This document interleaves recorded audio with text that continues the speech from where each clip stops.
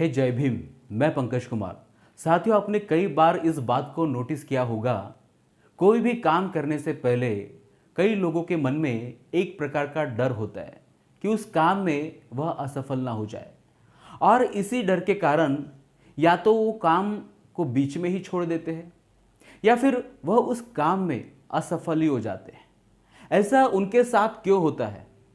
आप बोलोगे कि इसका एकमात्र कारण उनके अंदर बैठा हुआ डर है। मुमकिन है कि आप ऐसा ही बोलोगे, लेकिन मैं आपको कहूँ कि असफलता का कारण डर नहीं कुछ और है। तो आप बोलेंगे कैसे? तो इसी सवाल का जवाब जानने के लिए और उस असफलता का कारण जानने के लिए आइए इस कहानी के माध्यम से समझते हैं।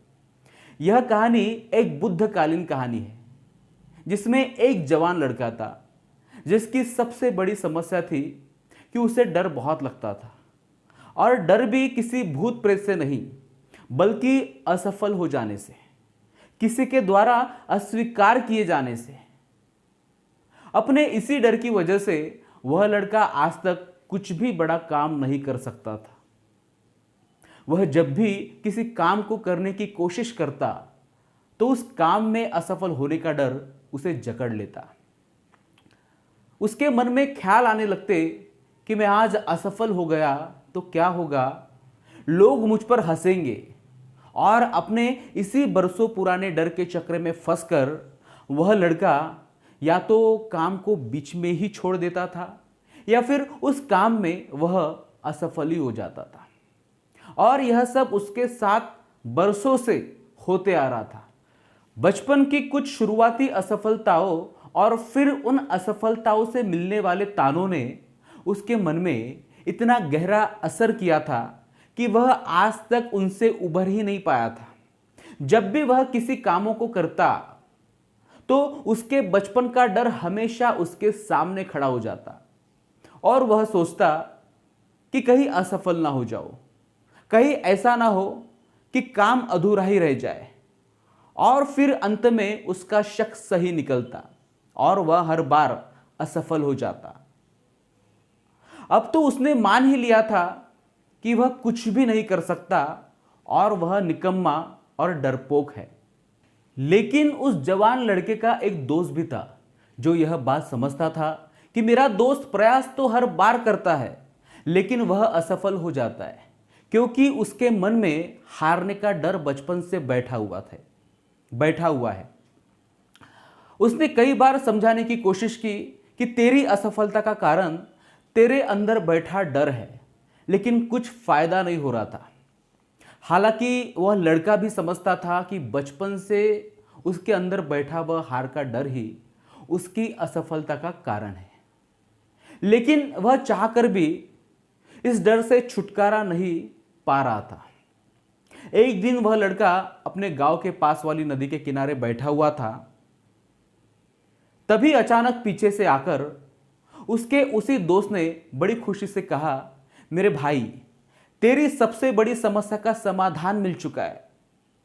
लेकिन यह सुन के भी उस जवान लड़के ने उदास मन से कहा, हाँ जानता हूं, तू फिर वही पुरानी बातें बोलेगा कि डरा मत कर, असफल भी हो गया तो क्या होगा, सभी असफल होते हैं। मैं तेरी ये बातें सुन सुनकर पक चुका हूं, अब कृपया कोई नया ज्ञान मत देना। यह सुनकर उस दोस्त ने कहा, मैं तुझे कोई ज्ञान देने नहीं आया हूं, तू पहले मेरी बात तो सुन। उस जवान लड़के ने कहा, बता क्या बात है तेरी। उसके दोस्त ने कहा, आज हमारे गांव में एक बहुत ही बड़े सिद्ध महात्मा पधारे हुए।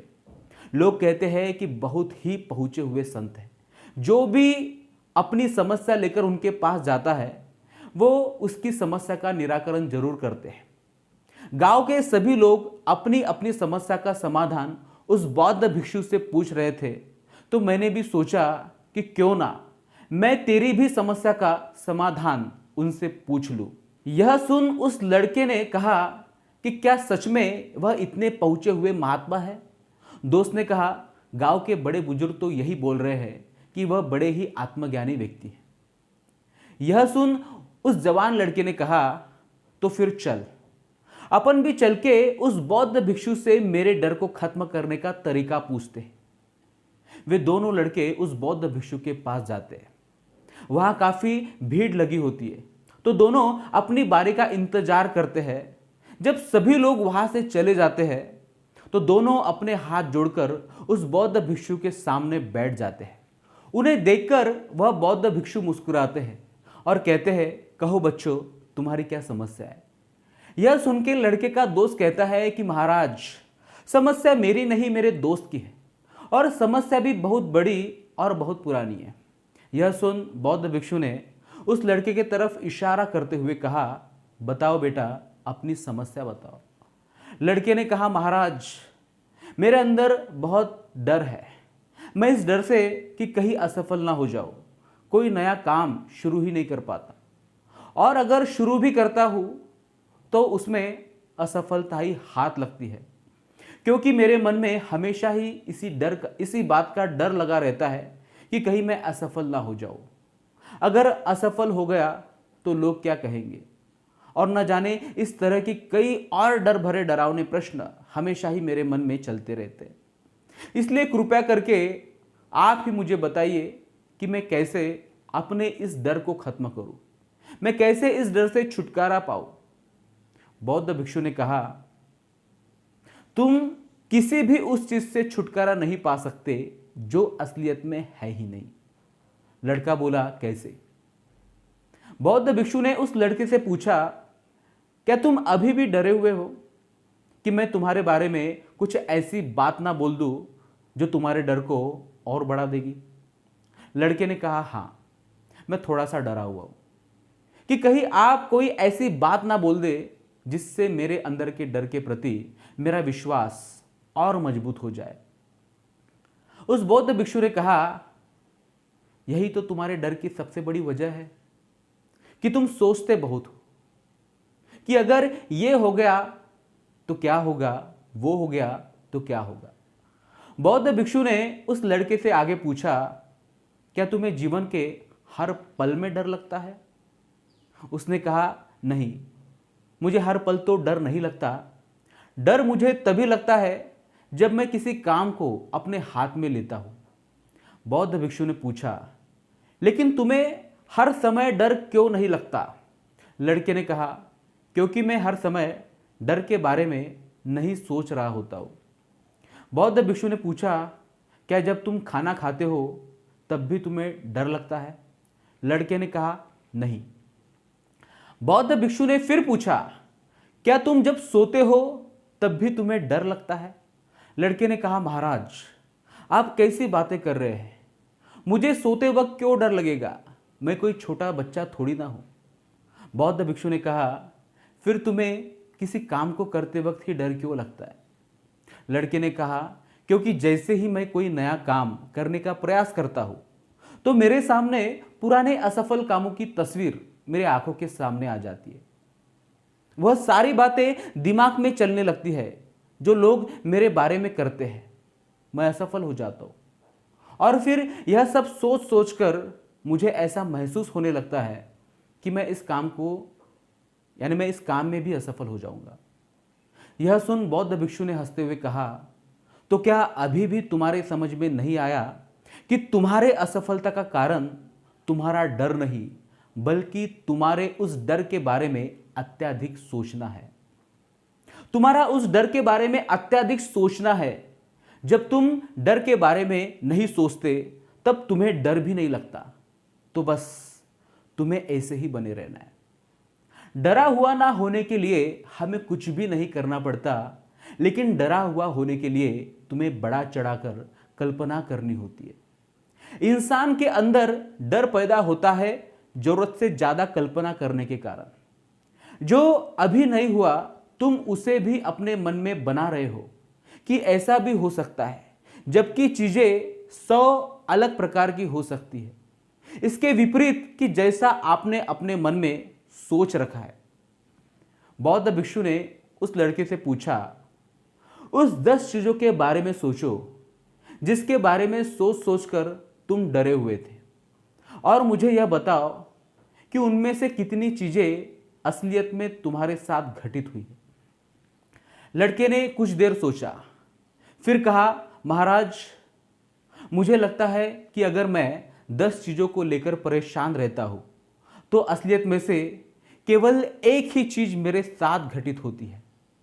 यह सुन बौद्ध भिक्षु मुस्कुराए और बोले, फिर तो तुम बहुत बड़े बेवकूफ हुए कि तुमने फालतू की बाकी 9 चीजों के बारे में सोच सोचकर खुद को परेशान किया।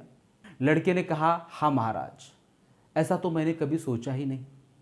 बौद्ध भिक्षु ने कहा, यह डर असलियत में है ही नहीं, यह केवल तुम्हारे मन ने बनाया है और इसके बारे में सोच सोचकर तुमने इसे अपने अंदर मजबूत कर लिया है। लड़के ने कहा, महाराज, फिर अब मैं क्या करूं? बौद्ध भिक्षु ने कहा, इस डर का मजा लो, आखिर तुमने ही तो इसे बनाया है। लड़के ने कहा, लेकिन कैसे महाराज? बौद्ध भिक्षु ने कहा, अब जब भी तुम्हें अगली बार डर लगे तो उस डर को बस अपने मन के अंदर देखना कि उस डर की वजह से कैसे कैसे विचार तुम्हारे मन में पैदा हो रहे हैं। तुम्हें उन विचारों को रोकने का प्रयास नहीं करना और ना ही उन विचारों में खोना है, बस उन्हें मन में उठते और गायब होते देखना है, किसी पानी में उठने वाली लहरों की तरह। और तुम्हें यह काम हर बार करना है जब भी तुम्हें डर लगे, और तुम देखोगे कि समय बीतने के साथ डर के विचारों की तीव्रता तुम्हारे अंदर से कम होती जाएगी। बौद्ध भिक्षु ने कहा, मनुष्य का डर उसके विचारों की उपज है। अपने विचारों पर काबू कर इंसान किसी भी डर पर काबू पा सकता है। उस लड़के ने कहा, अब मैं समझ गया महाराज कि मुझे अपने विचारों पर नियंत्रण करना है और मेरा डर अपने आप ही गायब हो जाएगा।